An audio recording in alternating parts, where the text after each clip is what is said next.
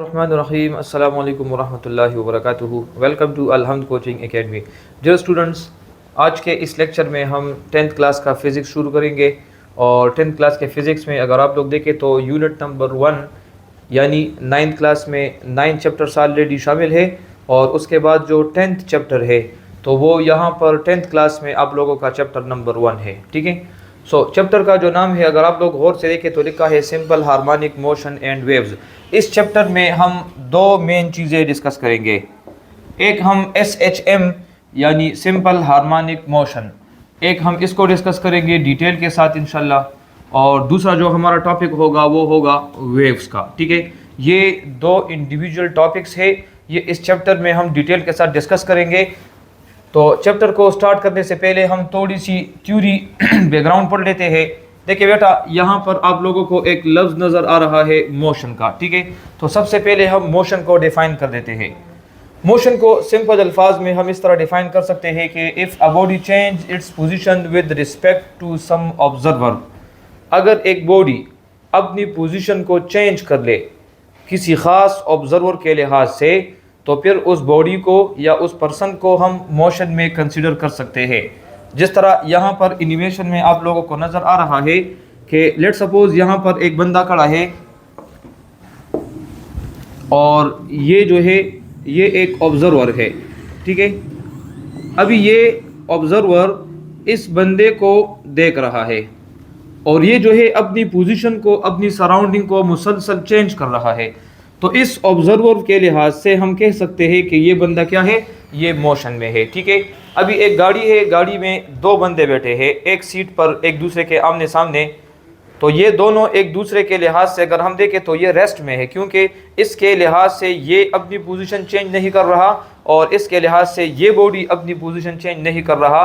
So both of them are at rest. लेकिन अगर एक बंदा गाड़ी से बाहर खड़ा है और ये गाड़ी इस तरह जा रही है, तो बाहर से जो बंदा ऑब्जर्वर है, इन दोनों को जो ऑब्जर्व कर रहा है, इस बॉडी के लिहाज से ये दोनों अभी क्या है, ये दोनों अभी मोशन में है। ठीक है, अच्छा 9th क्लास में आप लोगों ने पढ़ा है कि मोशन के हमारे साथ 3 टाइप्स है।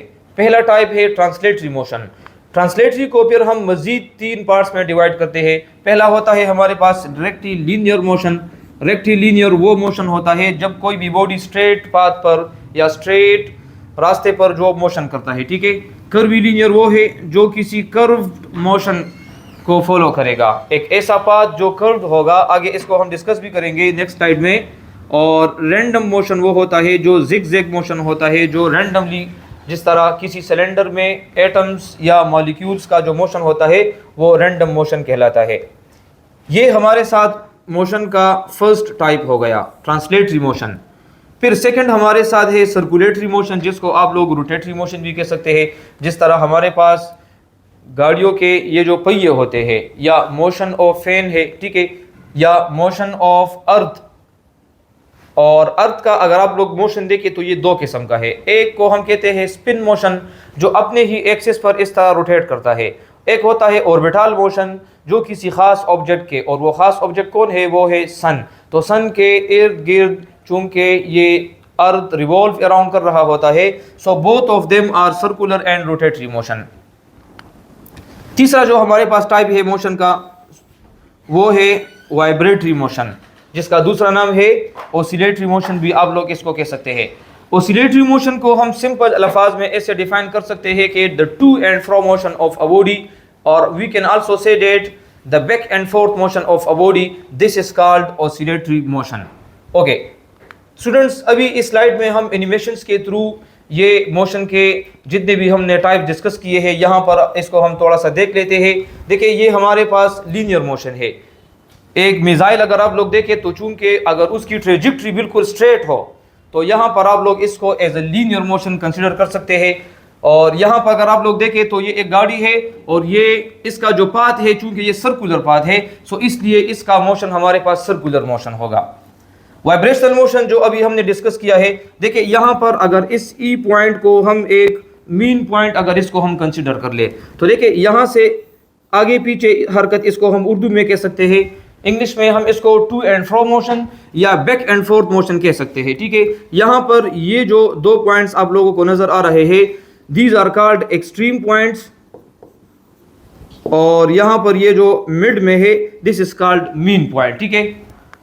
Similarly the fourth one is random motion, जिसको आप लोग जिग-जैग मोशन भी कह सकते हो, चूंकि यहां पर अगर आप लोग इन मॉलिक्यूल्स या कोई भी अगर ऑब्जेक्ट्स है इसके मोशन को अगर आप लोग ऑब्जर्व कर ले तो ये ना तो लीनियर मोशन है, ना कर्व्ड मोशन है, ना सर्कुलर मोशन है। मतलब ये है कि these are the combinations of all motion, ठीक है। तो इस तरह भी आप लोग इसको कह सकते हैं।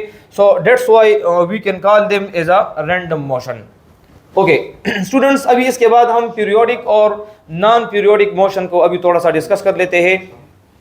पीरियोडिक मोशन देखे बेटा, इसमें पीरियड इन्वॉल्व होगा। पीरियड मीन्स टाइम, वो तमाम मोशन, ठीक है, जो अपने आप को एक ख़ास वक्त के बाद रिपीट करेगा उसको हम पीरियोडिक मोशन कहेंगे, और वो मोशन जो अपने आप को एक इक्वल इंटरवल ऑफ टाइम में रिपीट नहीं करेगा उसको हम नॉन पीरियोडिक मोशन कह सकते हैं, ठीक है। सो यहाँ पर मैंने इसको डिफाइन भी किया है कि the motion of a body which repeat itself in equal interval of time is called periodic motion.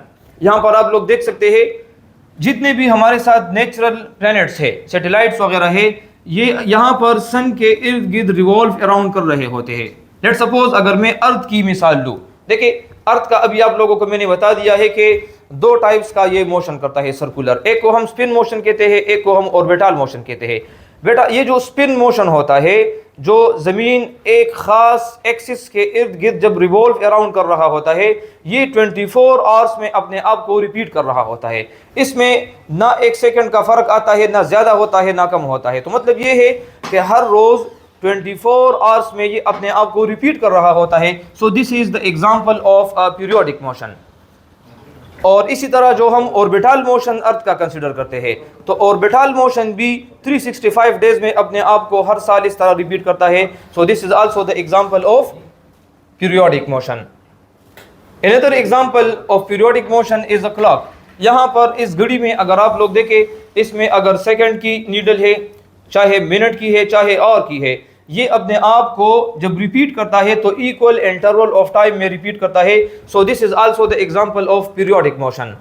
And same is the case here, कि यहाँ पर भी अगर एक गाड़ी का पहिया अगर अपने आप को रिपीट कर ले और इक्वल इंटरवल ऑफ टाइम में, तो फिर उसको हम पीरियोडिक कह सकते हैं। अब यहाँ पर मैं एक पॉइंट की तरफ आ रहा हूँ बेटा, हर एक पीरियोडिक मोशन जो होता है वो ऑसिलेटरी मोशन होता है, लेकिन हर एक ऑसिलेटरी को हम पीरियोडिक मोशन नहीं कह सकते, क्योंकि अगर एक बॉडी ऑसिलेटरी मोशन वो फॉलो करे, चाहे वो वाइब्रेशनल है चाहे वो सर्कुलर है, लेकिन अगर वो अपने आप को एक खास इंटरवल ऑफ टाइम में रिपीट करेगा तो वो पीरियोडिक होगा, otherwise it will not be a periodic motion.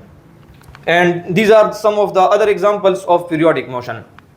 Okay, now we will discuss some of the characteristics of oscillatory motion.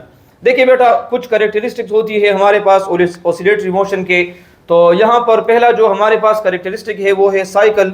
Cycle को आप लोग वाइब्रेशन भी कह सकते हैं। किस केस में आप लोग इसको साइकिल कहेंगे और किस केस में आप लोग इसको वन वाइब्रेशन कहेंगे? देखिए पहले इसको हम डिफाइन कर देते हैं, one complete round trip of the body. यहाँ पर इसको गौर से देखिए, one complete round trip of the body about a fixed point, this is called cycle. The body must be return to the starting point. देखिए बेटा, अगर मैं एक सर्कुलर मोशन की बात करूं, ठीक है, तो सर्कुलर मोशन में अगर एक बॉडी एक खास पॉइंट से मोशन शुरू करे और उस पॉइंट तक दोबारा पहुंच जाए, तो यहाँ पर इस एक सर्कल को हम वन वाइब्रेशन या वन साइकिल कह सकते हैं।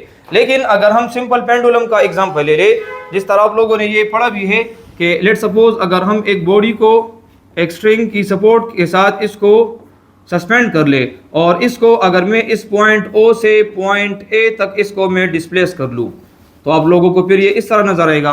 और जैसे ही यहाँ से हम इसको रिलीज करेंगे तो ये यहाँ से जब इसकी मोशन स्टार्ट हो जाएगी तो यहाँ पर आकर ये इस पॉइंट पर स्टॉप नहीं होगा, बल्कि यहाँ से ये इस पॉइंट तक आ जाएगा, जिसको अभी मैं पॉइंट बी कह देता हूँ, ठीक है।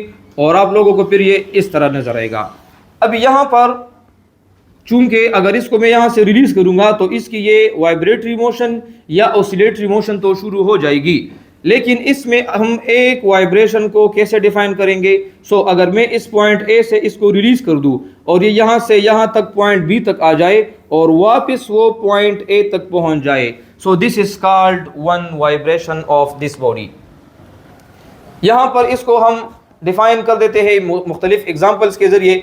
यहाँ पर अगर इस नोज़ल को लेट सपोज मैं कंसिडर कर लूँ और यहाँ से अगर हम इस नोज़ल की बात करें कि यहाँ से जब वापस यहाँ तक पहुँच जाए, so this is one vibration या वन साइकिल। और सिमिलरली इसके लिए भी अगर हम किसी इस प्लेनेट को कंसिडर कर ले और इस पॉइंट से होते हुए यहाँ तक दोबारा अगर वो पहुँच जाए तो ये भी इसके लिए क्या होगा, वन साइकिल या वन वाइब्रेशन होगा। And same is the case here, ठीक है। Okay, the second characteristic of the oscillatory motion is time period. Time period देखिए बेटा, इसमें अगर आप लोग इसके लफ्ज़ को गौर से देखें तो यहाँ पर लिखा है टाइम, मतलब ये है कि इसमें टाइम इन्वॉल्व होगा। अभी कितना टाइम इसमें इन्वॉल्व होगा? कोई भी बॉडी जब एक साइकिल को कंप्लीट करता है या एक वाइब्रेशन को जब कोई बॉडी कंप्लीट करता है तो जितने टाइम में वो एक साइकिल और एक वाइब्रेशन को कंप्लीट करता है, so that time is called time period. और टाइम पीरियड बेटा ये हर एक बॉडी का अपना अपना ख़ास टाइम होता है। जिस तरह हमने अभी बात की है कि अगर हम अर्थ की मिसाल ले लें तो अर्थ का अगर स्पिन मोशन देखें तो उसका एक टाइम पीरियड वहाँ पर कितना होगा, 24 आवर्स। क्यों? क्योंकि उसका एक साइकिल, एक वाइब्रेशन वो 24 आवर्स में कंप्लीट होता है। लेकिन अगर हम ऑर्बिटल मोशन को कंसिडर करें तो ऑर्बिटल मोशन चूंकि वो एक साइकिल को 365 डेज में कंप्लीट करता है तो वहाँ पर टाइम पीरियड फिर 365 डेज का होगा। टाइम पीरियड को बेटा हम कैपिटल टी से डिनोट करते हैं और इसका यूनिट जो है वो हम सेकंड लेते हैं। अब यहाँ पर आप लोग एग्जांपल से बहुत आसानी से समझ सकते हैं। अगर घड़ी में हम 3 नीडल्स कंसिडर करें तो हर एक नीडल का अपना अपना टाइम पीरियड होगा। अगर मैं सेकंड्स, जो सबसे लॉन्गेस्ट नीडल होती है, ठीक है, और सबसे पतली भी होती है, अगर उसका टाइम पीरियड चेक करना चाहते हैं तो देखिए अगर वो 12 से शुरू हो जाए और होते होते इस तरह वो वापस 12 तक पहुंच जाए तो इसको हम 60 सेकंड्स कहते हैं। और 60 सेकंड्स में इसने एक साइकिल कंप्लीट कर लिया होता है, तो इसलिए हम कहेंगे कि इस सेकंड्स वाली नीडल का जो टाइम पीरियड होगा वो कितना होगा, 60 सेकंड्स। और 60 सेकंड्स को आप लोग 1 मिनट भी कह सकते हो। नाउ इसके बाद अगर हम मिनट वाली हैंड, यहाँ पर ये जो आप लोगों को लॉन्गेस्ट नज़र आ रही है जो इस तरह रिवॉल्व अराउंड कर रही है, अगर इसका हम टाइम पीरियड चेक करेंगे तो इसका टाइम पीरियड, क्योंकि ये अगर 12 से शुरू हो जाए और दोबारा वो इसी 12 फिगर तक पहुंच जाए तो इसमें 60 मिनट्स लगते हैं, तो लिहाजा इसका टाइम पीरियड कितना हो जाएगा, 60 मिनट हो जाएगा। और 60 मिनट को हम 1 आवर भी कह सकते हैं, ठीक है बच्चों। ओके, इसके बाद जो थर्ड नीडल है जो आप लोगों को सबसे शॉर्टेस्ट नज़र आएगी, जिसको हम आर नीडल कहते हैं, उसका अगर हम टाइम पीरियड चेक करें तो चूंकि अगर वो 12 से शुरू हो जाए तो 12 से 1 तक जब वो पहुंच जाए तो 1 घंटा गुजर जाता है। इसी तरह 2, 3, 4 तो 12 आवर्स इसका टाइम पीरियड है। यहां तक क्लियर है बच्चों? ओके, अगर यहां पर मैं चेक करूं तो यहां पर हम टाइम पीरियड को कैसे डिफाइन करेंगे? यहां पर हम टाइम पीरियड को ऐसे डिफाइन करेंगे कि इसमें एक पूरा वेव यानी एक क्रिस्ट, ये बीन पॉइंट से ऊपर जो पार्ट होता है इसको हम क्रिस्ट कहते हैं, जो नीचे पार्ट होता है इसको हम ट्रफ कहते हैं। ये आगे इंशाल्लाह बहुत डिटेल के साथ हम डिस्कस भी करेंगे। एक क्रिस्ट और एक trough, this makes a one complete cycle. So यहाँ पर एक क्रिस्ट और एक ट्रफ जितने टाइम में कंप्लीट होता है उसको भी हम फिर क्या कहते हैं, वन टाइम पीरियड, या उस बॉडी का टाइम पीरियड उसको हम कह सकते हैं। टाइम पीरियड और फ्रीक्वेंसी का रिलेशन भी हम यहाँ पर पढ़ेंगे, लेकिन उससे पहले हम फ्रीक्वेंसी को डिफाइन कर देते हैं कि फ्रीक्वेंसी क्या चीज़ है। फ्रीक्वेंसी को बेटा हम स्मॉल एफ से डिनोट करते हैं, ठीक है। कैपिटल एफ से इसलिए डिनोट नहीं करते क्योंकि कैपिटल एफ हम फोर्स के लिए यूज़ करते हैं। देखिए, इससे पहले मैंने ये बताया कि एक चक्कर, एक साइकिल, एक वाइब्रेशन ये कितने टाइम में कंप्लीट होता है, उस टाइम को हम टाइम पीरियड कहते हैं। लेकिन अभी इस बात को मैं थोड़ा सा रिवर्स करूँगा कि एक सेकंड में कितने वाइब्रेशंस, कितने साइकिल्स, कितने चक्कर पूरे होते हैं, फिर उस तादाद को हम फ्रीक्वेंसी कहेंगे, ठीक है। तो यहाँ पर इसको हम इस तरह डिफाइन कर सकते हैं कि the number of cycles completed in a unit time, और यूनिट टाइम मीन्स 1 सेकेंड। दोबारा सुने, द नंबर ऑफ साइकिल्स यानी ये एक स्पेसिफिक क्या है, नंबर है, this is a constant number, ठीक है। और कितने, इन अ यूनिट टाइम, और यूनिट टाइम के ऊपर मैं इस तरह लिख दूंगा कि इन 1 सेकेंड, यूनिट टाइम को हम 1 सेकेंड कहते हैं। सो 1 सेकेंड में कोई भी बॉडी जितने साइकिल्स और वाइब्रेशंस कंप्लीट करेगा उसको बेटा हम क्या कहेंगे, उसको हम फ्रीक्वेंसी कहते हैं। और फ्रीक्वेंसी को हम स्मॉल एफ से डिनोट करते हैं, और इसके लिए जो हम यूनिट इस्तेमाल करेंगे वो हर्ट्ज इस्तेमाल करेंगे, ठीक है। अच्छा, हर्ट्ज के अलावा भी एक यूनिट हम इस्तेमाल कर सकते हैं फ्रीक्वेंसी के लिए, जिसको हम पर सेकंड कह सकते हैं। अभी पर सेकंड किस तरह यूज करेंगे, तो इसके लिए पहले हम फार्मूला पढ़ेंगे। देखिए, फ्रीक्वेंसी जो है ये इक्वल होता है 1 डिवाइडेड बाय टाइम, और टाइम क्या है, टाइम पीरियड है। मतलब ये है कि frequency and time period they are inversely related with each other. अगर किसी बॉडी का टाइम पीरियड ज्यादा होगा, यानी एक चक्कर लगाने में उसका अगर ज्यादा टाइम लग जाए तो टाइम पीरियड ज्यादा हो गया। लेकिन अभी अगर हम उसके चक्करों की तादाद फिर 1 सेकंड में देखेंगे तो वो तो कम हो जाएगी। तो मतलब ये है कि टाइम पीरियड ज़्यादा होने से फ्रीक्वेंसी डिक्रीज हो जाती है, और टाइम पीरियड को अगर हम डिक्रीज करेंगे तो फिर फ्रीक्वेंसी इंक्रीज हो जाएगी। So they are inversely related with each other, ठीक है। तो यहाँ पर मैंने इसको इन 2 एरो से डिनोट कर दिया है कि by increasing this the frequency will be decreases, ठीक है। अब यहाँ पर ये मुख्तलिफ एग्जाम्पल्स मैंने एनिमेशंस के जरिए आप लोगों को यहाँ पर शो कराए हैं, ताकि आप लोगों को ये कंसेप्ट और भी क्लियर हो जाए। देखिए बेटा, यहाँ पर 2 ग्राफ्स मैंने रिप्रेजेंट किए हैं।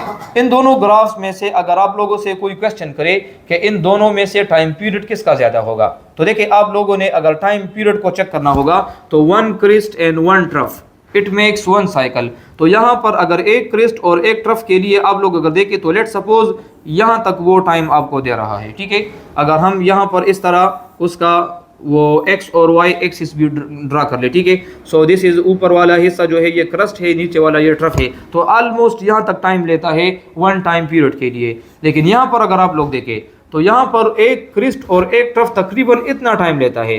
सो यहाँ पर आप लोग कह सकते हैं कि इस वेव का टाइम पीरियड क्या होगा, ज़्यादा होगा।